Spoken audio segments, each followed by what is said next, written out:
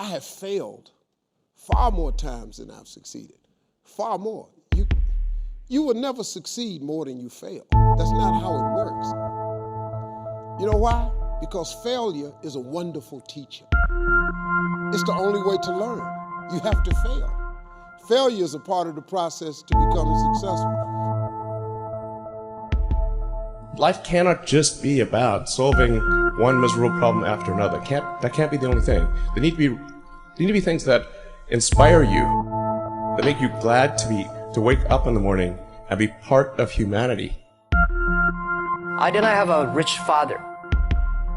I tried 3 times for university. All failed. I applied for Harvard for 10 times. All failed. They don't even want to see me. For the last time, I went to the teachers' college, which was considered the 3rd or 4th class of my city. So I applied jobs for 30 times, got rejected. It was so difficult at that time. I was so frustrated because I taught in the university. My pay was $10 a month because I could not find a good job. In 1994, discussed that I'm going to do something called internet. And 23 of them against it. They said, this is a stupid idea. We have never heard about internet. And you know nothing about computer. And I never thought I was smart.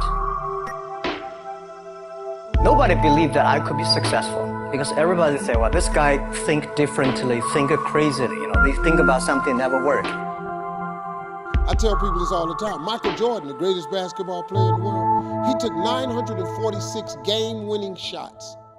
946 times since he was in high school, the ball has been in his hand to take the game-winning shot with no time on the clock. He has only made 146 of those.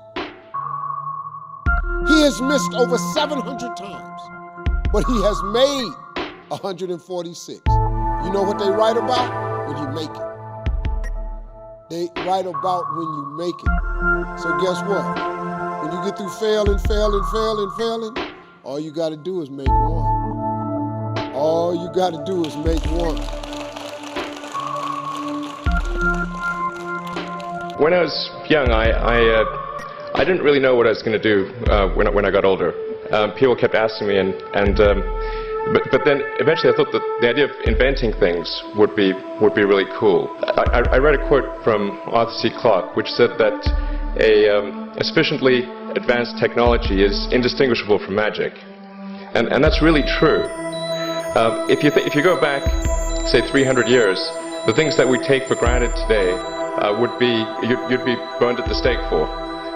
Being able to fly, being able to see over long distances. So I thought, well, if I can do some of those things, basically if I can advance technology, then that's like magic, and that would be really cool. I think the biggest terrestrial problem we've got is sustainable energy, both the production and consumption of energy in a sustainable manner. One of the most difficult choices I have ever faced in life was in 2008. I had 2 choices. I could put it all into one company, then the other company would definitely die, or split it between the 2 companies.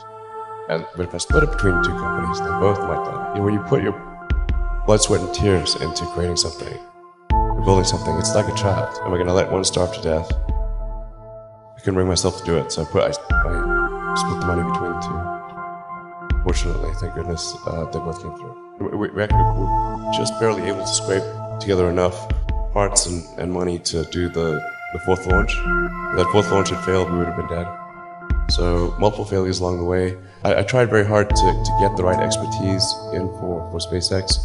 I tried hard to find a great chief engineer for the rocket, but the good chief engineers wouldn't join, and the bad ones, well, there was no point in hiring them. So I ended up being chief engineer of the rocket. So if I could have found somebody better, then we would have maybe had less than 3 failures. After PayPal went public and they got bought by eBay in 2002, that actually freed up me and a bunch of other people to go and create companies.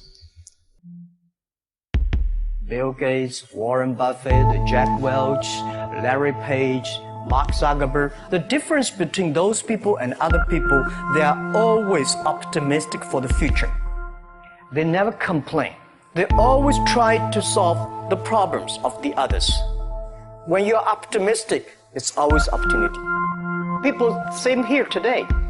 Jack, where's the opportunity? I don't have a job. I don't have this. I don't have that. The best assets you have is that you are young. Don't complain. Let the other people complain. The opportunity always lies where people complain. Think about how you can make things different. And then when you think about this, start to do it. I saw a lot of people, young people, have fantastic ideas every evening. But in the morning, they go to the office same again. If you really want to be an entrepreneur, you have to do the things before the other people do. You have to wake up before the other people wake up. You have to be more brave than the others. When I was young, I went to Hangzhou Western Lake. There's a hotel. Many foreign visitors visit there. And I went there every morning 5 o'clock to practice my English. The foreign visitors come, I practice my English. I don't know why at that time. But I found everything the foreign visitors told me are so different from the things my parents told me, my teacher told me, and the newspaper I read. So since then, I think everything use my own brain. Use your own brain to think. To everybody, to any person, tomorrow is new. Make the move. Make the action. Whether investors believe it this or not, whether your friends believe it or not, whether your parents believe it or not, that's not important. You believe it. Your team believe it. And work day and night on this. Make enough mistakes. You fall, you stand up. If you really want to work for yourself, think about the others. Because only when the other people are successful, when the other people are happy, you'll be successful, you will be happy. Don't worry about the money. Money follow the people. People should follow the dreams. If you have a dream, just to go ahead. I've had in my career probably a total of, I've been to over 200 pitch meetings to pitch ideas in Hollywood. Out of those 200, they have picked 5 of them. 200 meetings, 200 show ideas, they've picked 5 of them. But you know what them 5 was? Hits. So you know what they made me? A star.